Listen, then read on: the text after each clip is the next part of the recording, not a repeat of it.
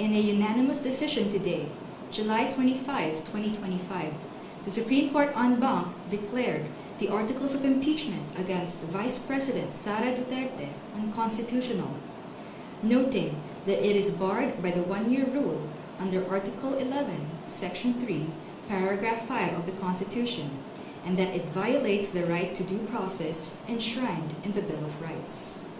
Therefore, the Senate could not acquire jurisdiction over the impeachment proceedings. However, the court said it is not absolving Vice President Duterte from any of the charges against her.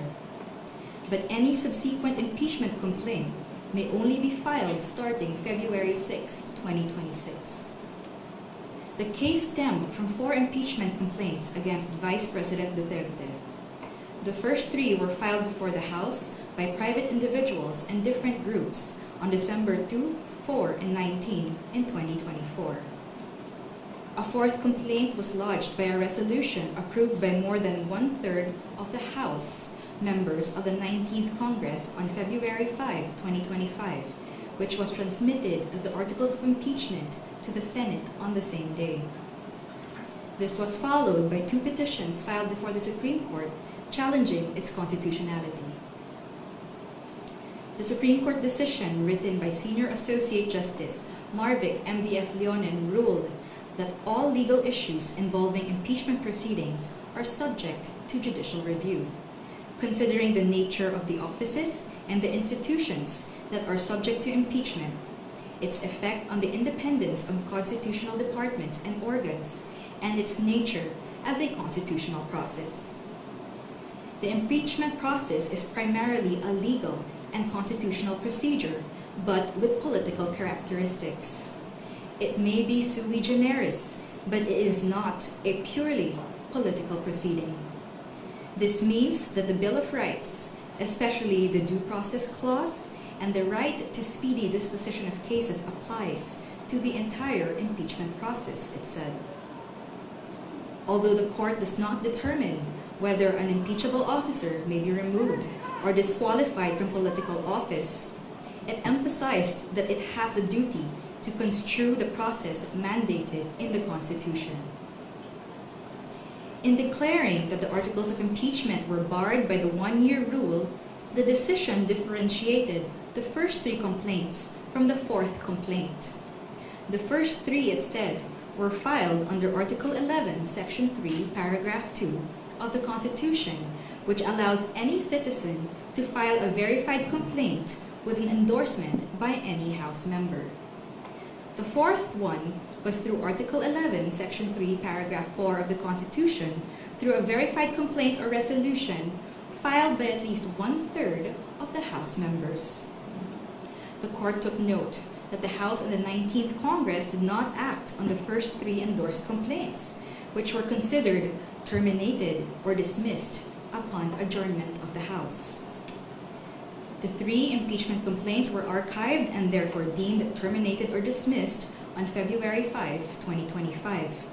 Therefore, no new impeachment complaint, if any, may be commenced earlier than February 6, 2026, the Supreme Court held. Under Article 11, Section 3, Paragraph 5 of the Constitution, no impeachment proceedings shall be initiated against the same official more than once within a period of 1 year.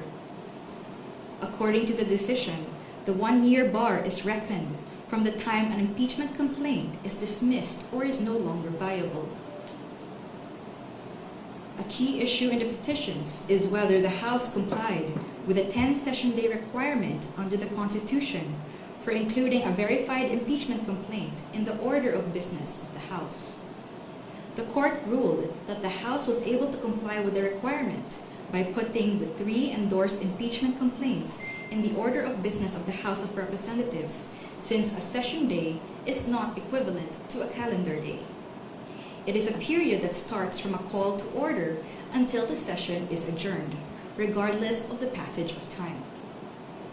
However, the court reminded the House that Article 11, Section 3, Paragraph 2 of the Constitution clearly requires that a verified impeachment complaint be immediately put in the order of business within 10 session days from its endorsement.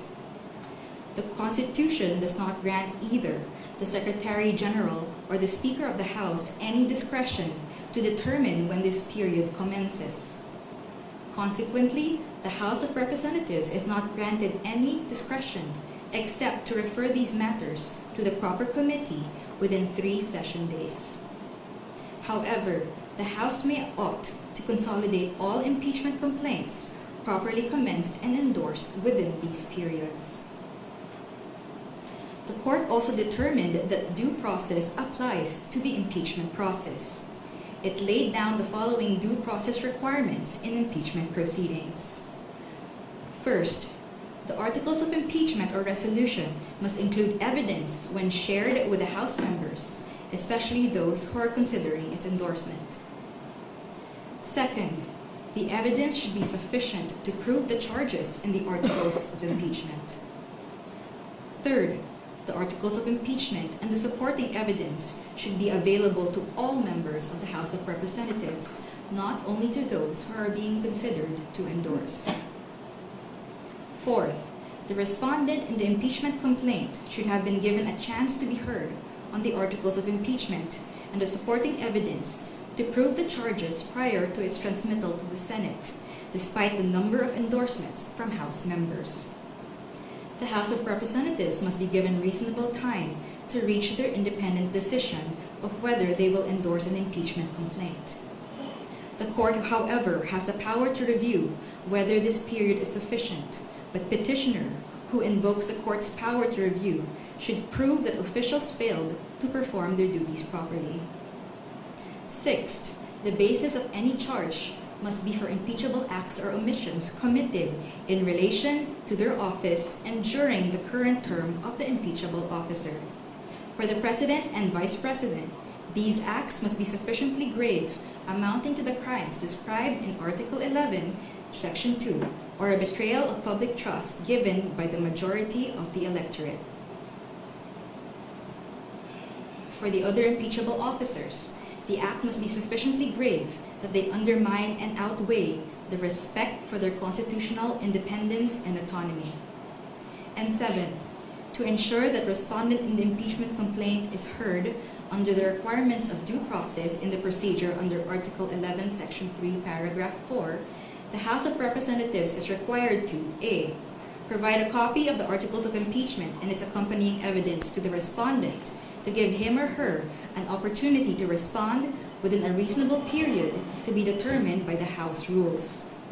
The Constitution only requires an opportunity to be heard. It is up to the respondent to waive this fundamental right and opt to present his or her evidence at the Senate trial. And B. Make the articles of impeachment with its accompanying evidence and the comment of the respondent available to all members of the House of Representatives. It is the House, not 1/3 of the House, that has the sole prerogative to initiate impeachment complaints. Thus, there must be some modicum of deliberations so that each member representing their constituents can be heard and thus convince others of their position. The transmittal will only take place upon the qualified vote of 1/3 of the House. We quote from the final note of the unanimous decision. It is not our duty to favor any political result. Ours is to ensure that politics are framed within the rule of just law. We cannot concede the sobriety of fairness inherent in due process of law to the passions of a political moment. Our fundamental law is clear. The end does not justify the means. We understand our history. We have learned that in the past, momentary desires to do what is convenient and concede means to ends have inadvertently created precedents that weaken the succor of law for those who dissent, or those at our society's margins, or those who may have fallen out of grace from the powers that be. We have learned that the clash of political interests in the past, often disguised by noble intentions, has obscured the need to address the real problems of corruption, inequality, poverty, and disempowerment faced by our people. We will not allow that to happen again. We will not hesitate to declare what is legal, just, and right for our people. There is a right way to do the right thing at the right time. This is what the rule of just law means. This is what fairness or due process of law means, even for impeachment." End of quote. The Supreme Court's ruling is immediately executory. It shall be deemed served on the petitioners and released upon publication in the Supreme Court website and receipt of the parties of their digital copy in accordance with the guidelines on the transition to electronic filing in the Supreme Court. We urge everyone to read the full text of the decision and the concurring opinions. Thank you very much.